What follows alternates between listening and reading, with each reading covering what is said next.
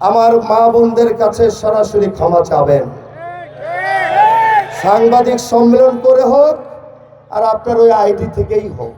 কত চালাক, ইংরেজিতে দিয়েছে যাতে মানুষ এটা না বুঝে। সরল সোজা মা বোনদেরকে যেইভাবে হেয় করে সবচেয়ে নিকৃষ্ট একটা জাতির সাথে তুলনা করেছে। আমার প্রতিদ্বন্দ্বী প্রার্থী, উনি আমার চেয়ে বড় মাপের নেতা, মুরব্বী মানুষ। মামুন হাসান বলে গেছে এক এক সময় এক এক কথা বলে, ওই যে এরশাদের মতো, সকালে একটা বিকালে একটা। বয়সের কারণে হতে পারে সেটা। নোয়াখালী গিয়ে বলে বিভাগ হয়ে যাবে, একই দিনে কুমিল্লা গিয়েও বলে বিভাগ হয়ে যাবে। আমি আবার চিন্তা করতেছি যে নির্বাচনের প্রচার তো 10 তারিখ শেষ, 9 তারিখে শেষ জনসভা করে আবার না বলে দেয়, এইটা আবার আমি কানাডা বানাই দিব। এটা আমি এই চিন্তায় আছি। আমি ভাই কানাডা বানাইতে পারবো না, আমি আমেরিকাও বানাইতে পারবো না। আমি একটা জিনিস পারবো, আমার ঢাকা 15 আসনের মানুষের কাছে সব সময় পাশে থাকতে পারবো।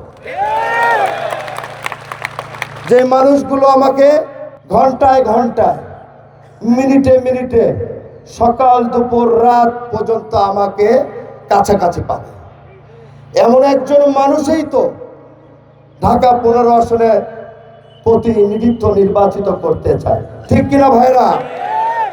অনেকে বলে ভাই এত ডাক্তার অধ্যাপক ওই দলে, কিন্তু আমি একটা জিনিস জানতে চাই, ওনার চেম্বারটা কোথায়?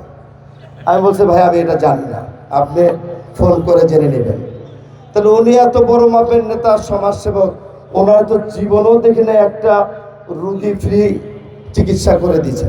বলছে ভাই এটা তো মুরব্বী মানুষ, আমি তো কিছু বলতে পারি না, আপনারা জিজ্ঞাসা করেন।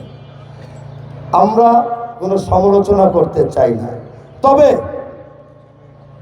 এমন সমালোচনাগুলো আমরা করতে বাধ্য হয়ে যাচ্ছি যেটা আমাদেরকে হৃদয়ে, আমার মা বোনদের, নারী বোনদেরকে অপমান করেছে, কুরুচিপূর্ণ বক্তব্য দিয়ে তাদেরকে হেয় করেছে।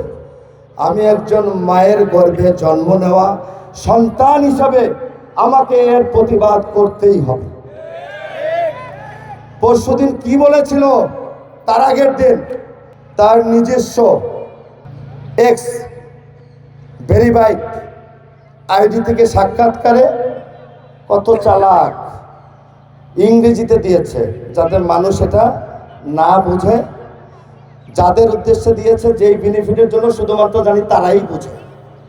এই কারণে আমার সরল সোজা মা বোনদেরকে যেইভাবে হেয় করে সবচেয়ে নিকৃষ্ট একটা জাতির সাথে তুলনা করেছে, যে এই ভাষা ব্যবহার করেছে, সেই ভাষাটা আমি অন্তত পক্ষে আমার মা বোনদের কাছে আবার পুনরাবৃত্তি করে তাদেরকে হেয় করতে চাই না। আমি অবিলম্বে সম্মানিত মুরব্বীর কাছে আহ্বান জানাচ্ছি, আজকের এই মুক্তিযোদ্ধা সমাবেশ থেকে আর একবার আহ্বান জানিয়েছিলাম, জবাব পাইনি। আজকে আবার শেষবারের মতো আপনার কাছে আহ্বান জানাই, আপনি আমার মা বোনদের কাছে সরাসরি ক্ষমা চাবেন।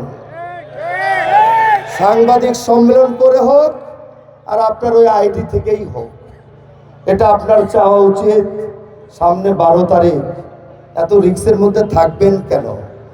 ক্ষমাটা চেয়ে ফেলেন, তারপরে বিবেচনা করলে করতেও পারে। মহিলা বোনেরা, মা বোনেরা কিন্তু সবাই জানে তাদেরকে আপনি কি বলেছেন।